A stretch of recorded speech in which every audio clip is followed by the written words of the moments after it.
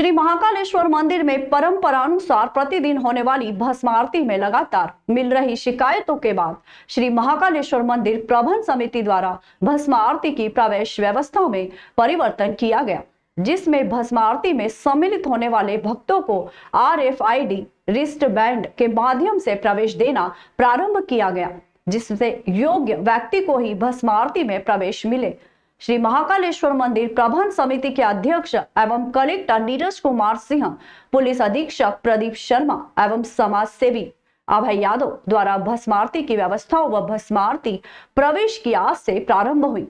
नवीन प्रक्रिया का निरीक्षण किया गया।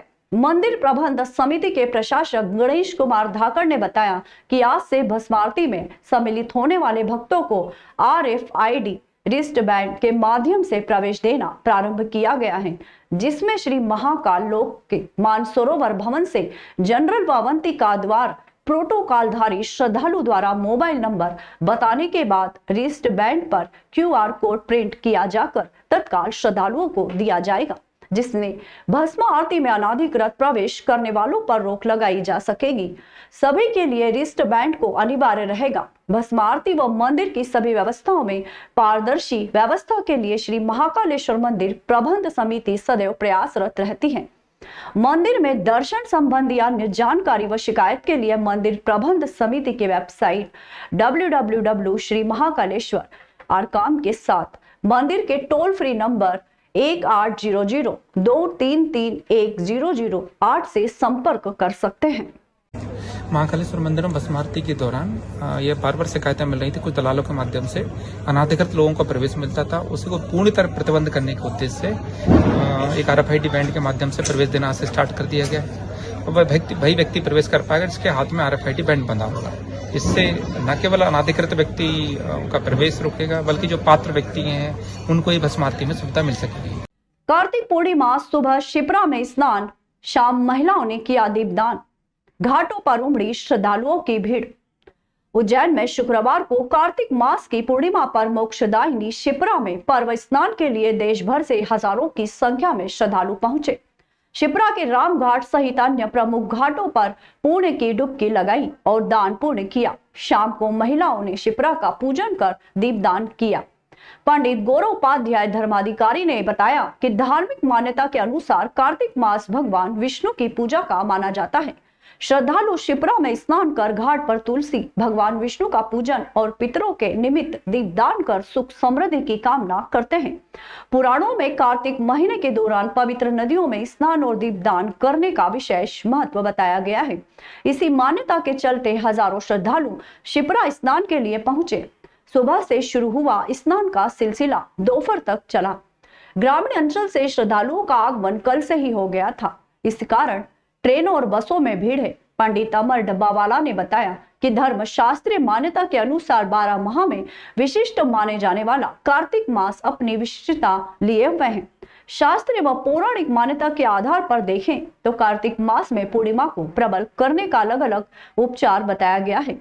धार्मिक क्रियाविधि जितनी हो सके इस माह करनी चाहिए, किंतु जिन लोगों को ये जानकारी बाद में लगी वे लोग अपने इष्ट या पितृ को पूजना चाहते हैं, वे इस दिन का लाभ उठा सकते हैं। शास्त्रीय मतानुसार ये भी बात सामने आती है कि जो लोग महापर्यंत कार्तिक में पूजन पाठ नहीं कर पाए हैं, वे इस दिन अर्थात कार्तिक की पूर्णिमा पर पूजन कर सकते हैं। यही नहीं, दीप दान तथा अन्नदान, वस्त्र दान, पिंड दान की परंपरा इसी दिन मानी जाती है। शास्त्रीय ग्रंथों में एक मान्यता यह भी है कि शुक्रवार के दिन आने वाली पूर्णिमा समृद्धि को देती है, अर्थात इस दिन विशेष तौर पर पूजन व तीर्थाटन करना चाहिए।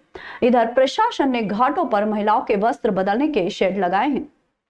स्नान करने वालों की सुरक्षा के लिए होमगार्ड के 13 तैनात है। यात्रियों के सामान आदि की सुरक्षा के लिए पुलिस बल तैनात किया है। वाहन पार्किंग घाटों से दूर हरसिद्धि, नरसिंह घाट और कार्तिक मेला तरफ पार्किंग स्थल पर की गई है।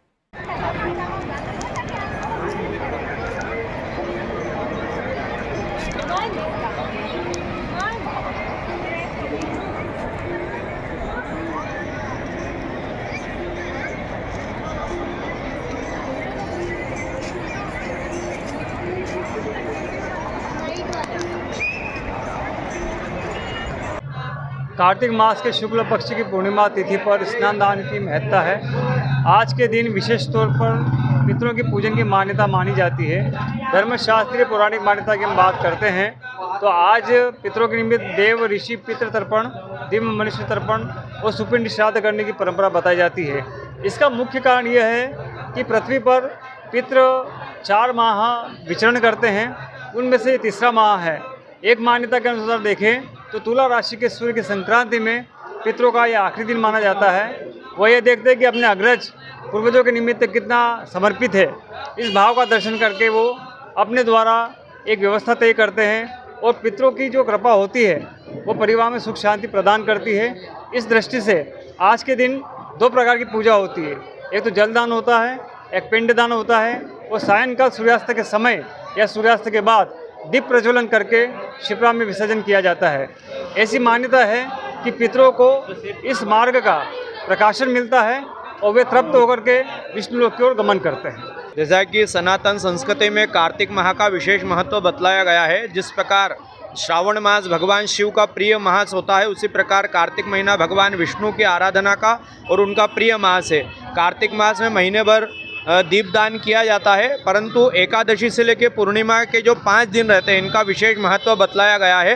देव प्रबोधनी एकादशी से नित्य शाम को संध्या समय तीर्थ पर जा कर के दीपदान किया जाता है। इसका महत्व ये रहता है कि इन 5 दिन वैकुंठ के द्वार खुले रहते हैं। जो भी व्यक्ति तीर्थ पे जा कर के तीर्थ में स्नान करता है, पूजन करता है, दीपदान करता है, तो उसके सकल पितरों को मोक्ष की प्राप्ति होती है। तो हमने यहाँ उज्जैन नगरी में मोक्षदायिनी मां शिप्रा के तट पर आज दूर दूर से श्रद्धालु आए हैं। इन्होंने दीपदान किया है और अभी हमारे यहाँ कालिदास मेला भी चल रहा है और कार्तिक मेला जो विश्व प्रसिद्ध है उसका भी शुभारंभ आज से हो चुका है। वैकुंठ चतुर्दशी की रात उज्जैन में अद्भुत हरिहर मिलन हुआ।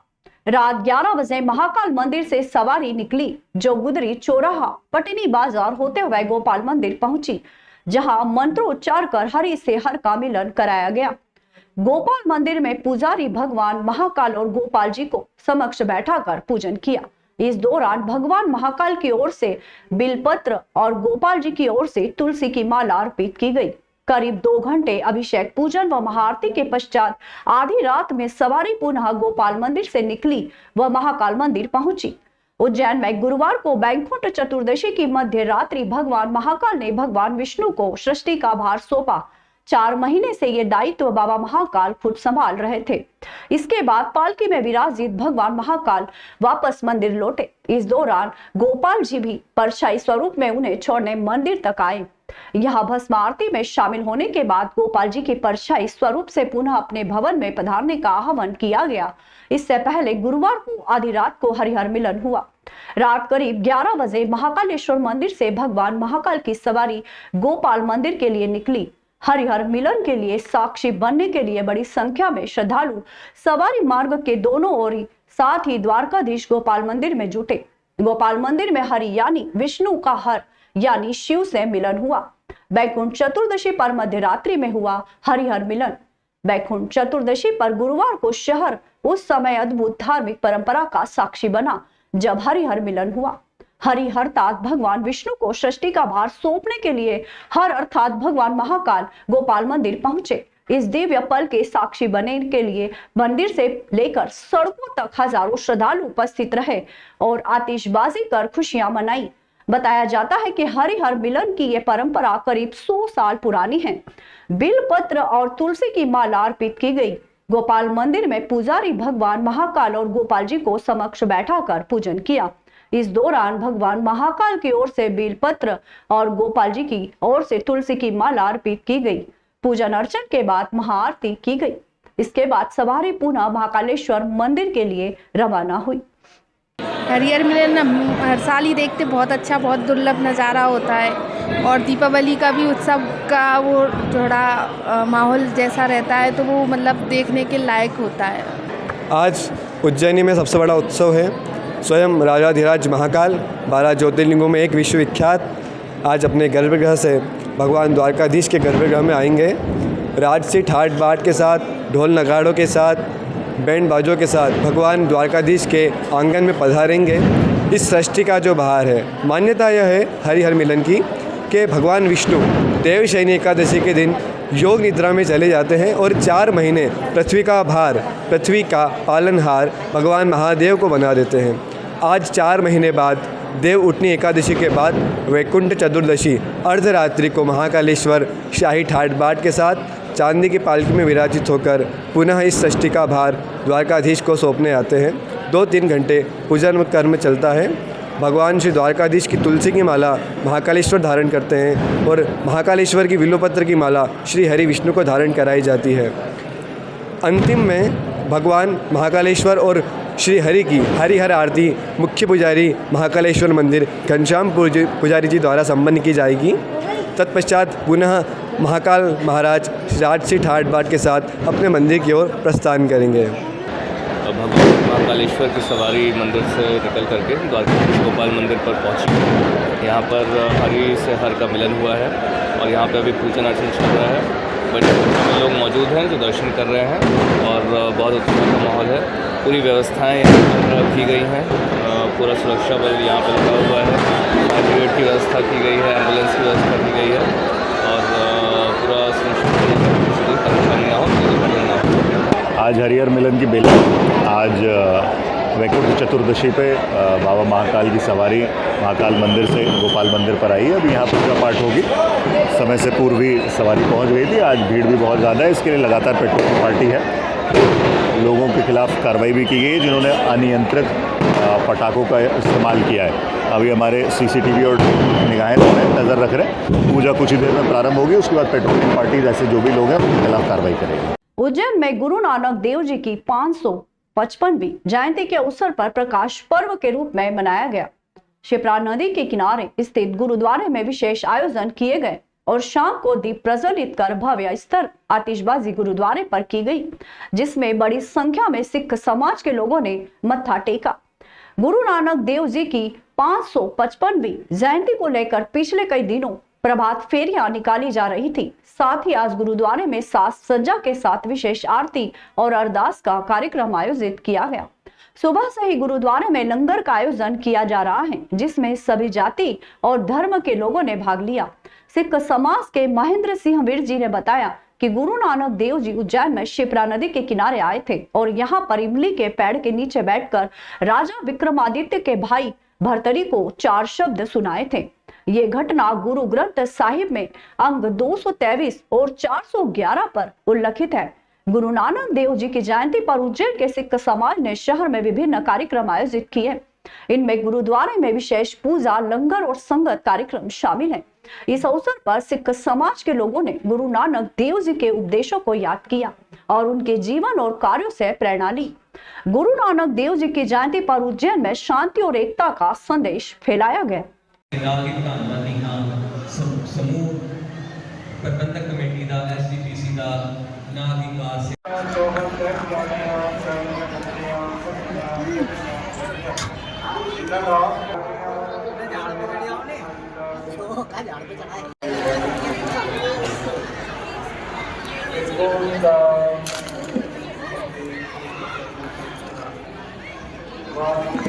विशेषता तो यहाँ की ये है कि ये गुरु नानक देव जी का पावन स्थान है और जो आज का दिन है वो गुरु नानक देव जी का 555वां प्रकाश पर्व है।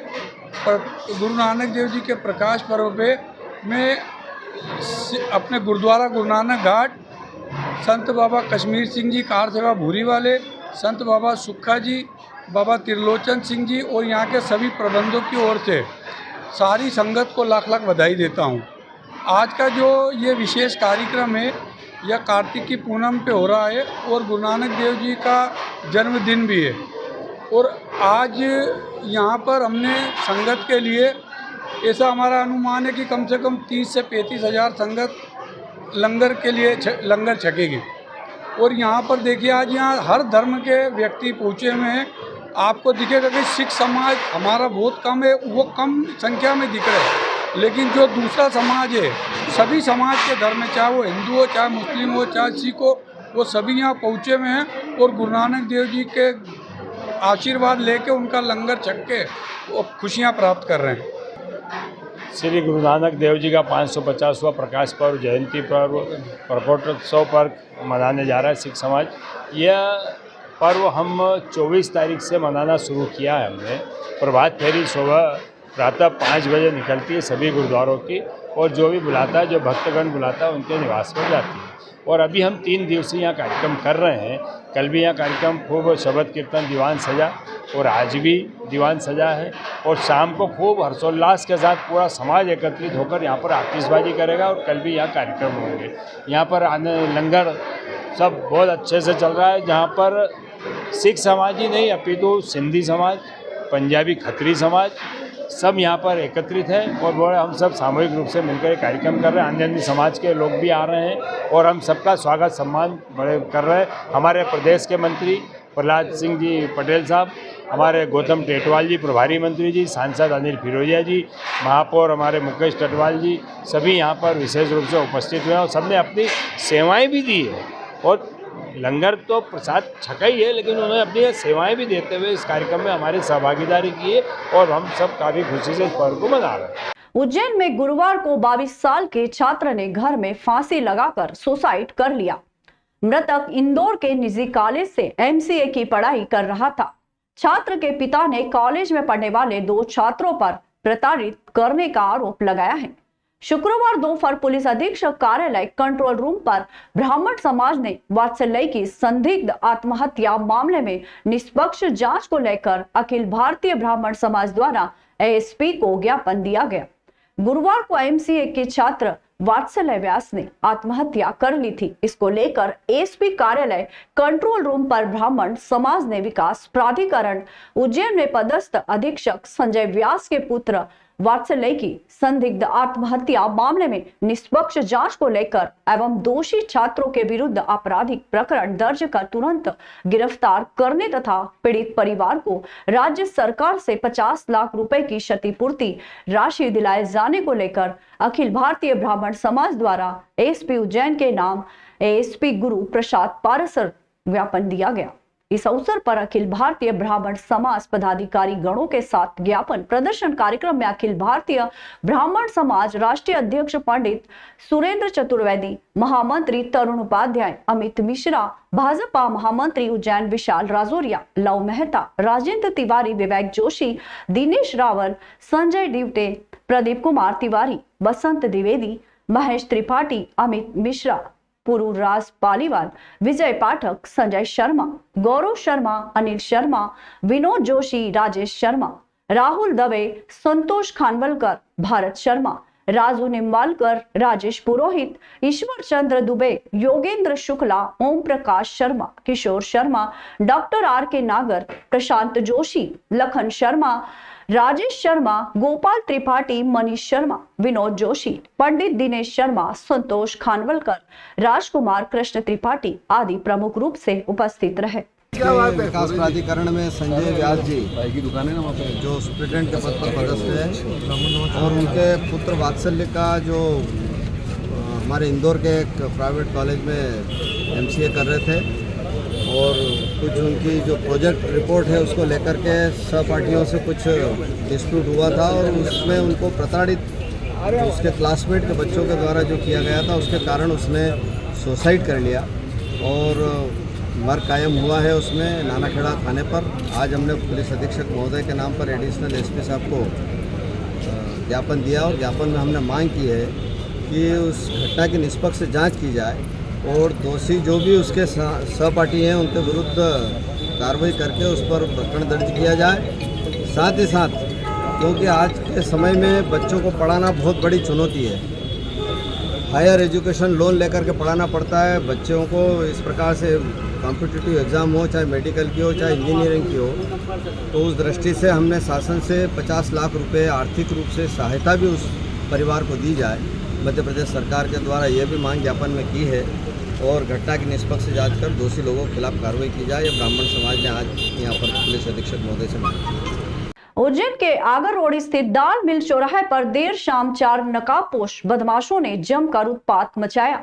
बदमाशों ने पानी पताशी, फल फ्रूट और जूस की दुकान पर पथराव किया और दुकान मालिक को चाकू दिखाकर धमकाया। इस घटना के मुख्य आरोपी दीपक सहित 3 अन्य बदमाश शामिल थे। दुकानदार के मुताबिक बदमाशों ने उन्हें धमकी दी और दुकान में तोड़फोड़ करने की। दुकानदारों को दुकान की लाइट बंद कर भागना पड़ा। स्थानीय लोगों के पहुंचने पर आरोपी फरार हो गए। सूचना मिलते ही पुलिस मौके पर पहुंची और जांच शुरू कर दी। सभी आरोपियों की तलाश जारी है। इस घटना से इलाके में भय का माहौल है और लोग सुरक्षा की मांग कर रहे हैं।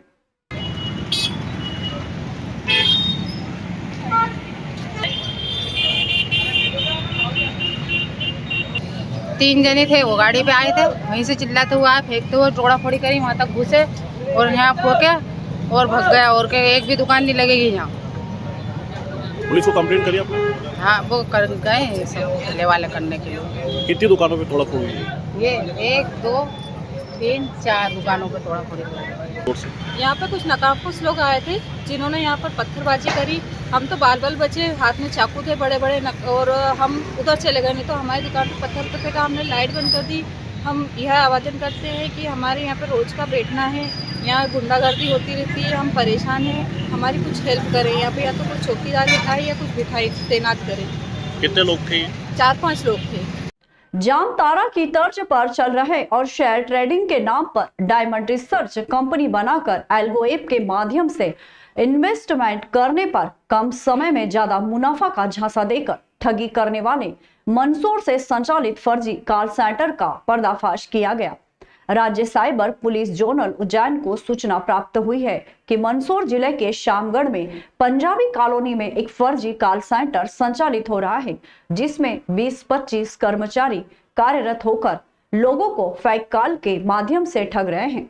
आम लोगों से ठगी की शिकायत पर पुलिस महानिरीक्षक मोहम्मद यूसुफ कुरैशी द्वारा उक्त मामला संवेदनशील होने से अत्यंत गंभीरता पूर्वक लेते हुए तत्काल अतिरिक्त पुलिस महानिदेशक योगेश देशमुख को सूचित किया गया है, जिसमें उनके द्वारा त्वरित कार्यवाही करने के निर्देश दिए गए।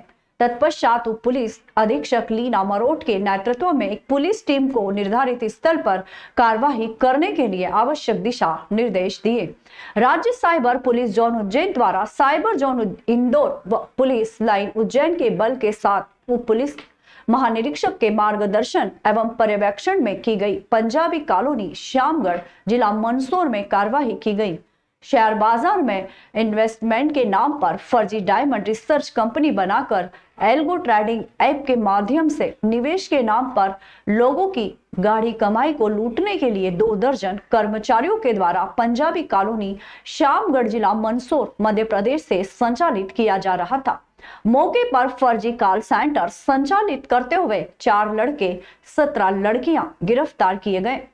फर्जी कॉल सेंटर से लोगों को ठगने के लिए कॉलिंग में उपयोग हो रहे 30 फर्जी SIM 20 Android mobile phone 20 keypad phone बरामद किए गए। एल्गो ट्रेडिंग मिनिमम 10,000 के निवेश पर प्रतिदिन 5 से 7% का मुनाफा होने का झांसा देते थे।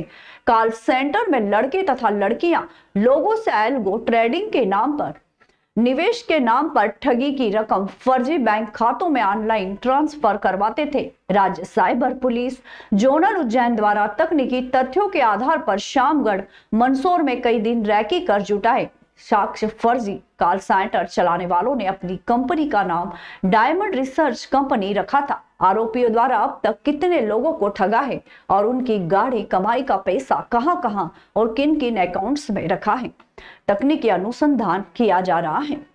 हमारे साइबर हेडक्वार्टर में एक सूचना आई थी कि मंदसौर जिले में एक शामगढ़ थाना है, उस क्षेत्र में एक फर्जी कॉल सेंटर चल रहा है जहां पे साइबर ठगी बहुत बड़े मात्रा पे हो रही है। वहां पे सूचना को वेरीफाई किया गया और हमारी टीम आज साइबर हेडक्वार्टर उज्जैन की जो ब्रांच है वो वहां पे पहुंची और उन्होंने रेड किया, पाया कि एक फर्जी कॉल सेंटर चल रहा है। वहां पे करीब 22 कर्मचारी काम कर रहे थे।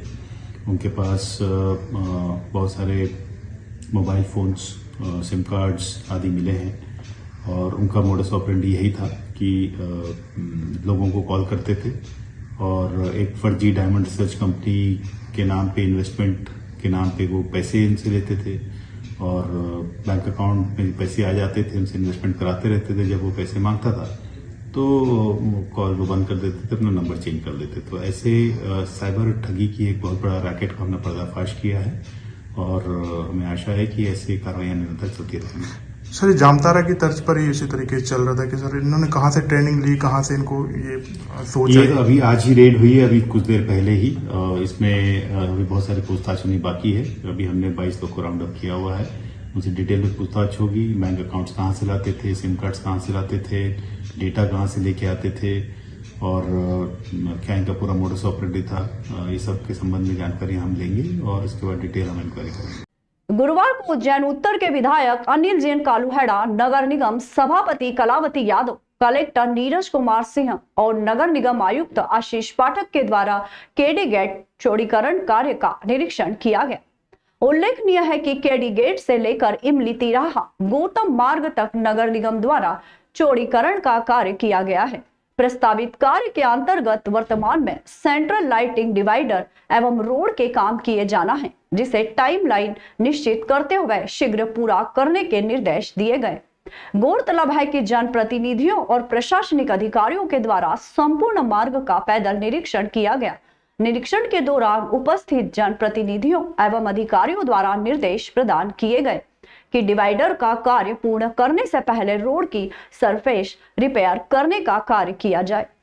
चौड़ीकरण कार्य के पश्चात मार्ग पर मकानों का निर्माण का कार्य भी चल रहा है, इसलिए संबंधित क्षेत्र के भवन अधिकारी, भवन निरीक्षक जांच करें कि नए मकान बाहर तक जो निर्मित नहीं किए जा रहे हैं, जिन भवनों का वर्तमान में कोर्ट में स्टे चल रहा है, उनका फॉलो अप किया जाए। शहर में जो नए प्रस्तावित मार्गों का चौड़ीकरण किया जाना है, उनमें चौड़ीकरण के नियमों के अनुसार ही कार्यवाही की जाए, ताकि रहवासियों को किसी प्रकार की कोई कठिनाई ना हो। निरीक्षण के दौरान जिला पंचायत सीईओ जयती सिंह, उपायुक्त कृतिका भीमावत, एसडीएम लक्ष्मी नारायण गर्ग, कार्यपालन यंत्री पीयूष भार्गव, जोनल अधिकारी मनोज राजवानी एवं उपयंत्री उपस्थित रहे।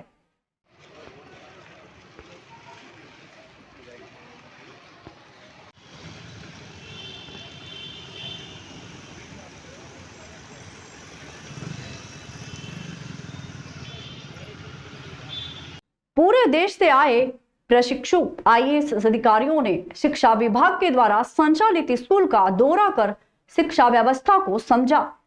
संपूर्ण राष्ट्र के सिलेक्टेड आईएएस शासकीय नूतन कन्या उच्चतर माध्यमिक विद्यालय इंदिरानगर उज्जैन में विद्यार्थियों से मिलने और उज्जैन जिले में अकादमी स्थिति को देखने उपस्थित हुए।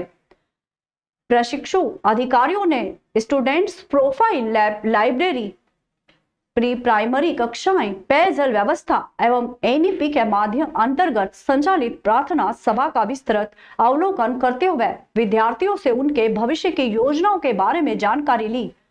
दल में विकास मीणा, शिवानी गुप्ता, ईशान भटनागर, लिहिया, अभिषेक मीणा, रूपम सिंह आनी, शिवांगी श्रीवास्तव, कृष्णा कुथुगड़ी, ईश्वरी डेका एवं कुणाल रस्तोगी।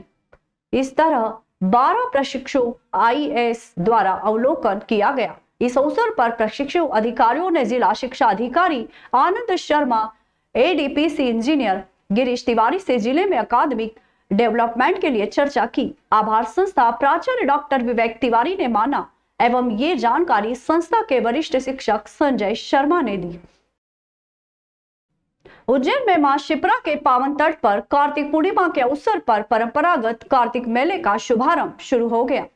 आनंद बाबू सांकला की स्मृति में गुरुवार को महापौर मुकेश टटवाल की अध्यक्षता एवं राज्यसभा सांसद बालयोगी उमेश नाथ महाराज, विधायक अनिल जैन कालूहेड़ा, भाजपा नगर अध्यक्ष विवेक जोशी, नेता प्रतिपक्ष रवि राय की विशेष उपस्थिति में दीप प्रज्वलित किया गया। शुभारंभ पश्चात मंच पर दर्शन लोक कला मंडल गिरधारी लाल गहलोत ग्रुप द्वारा लोक नृत्यों की प्रस्तुति दी गई। साथ ही जय भवानी महाकाल कड़ेला मंडल श्याम कड़ेल ग्रुप द्वारा तेजाजी कथा का मंचन किया गया।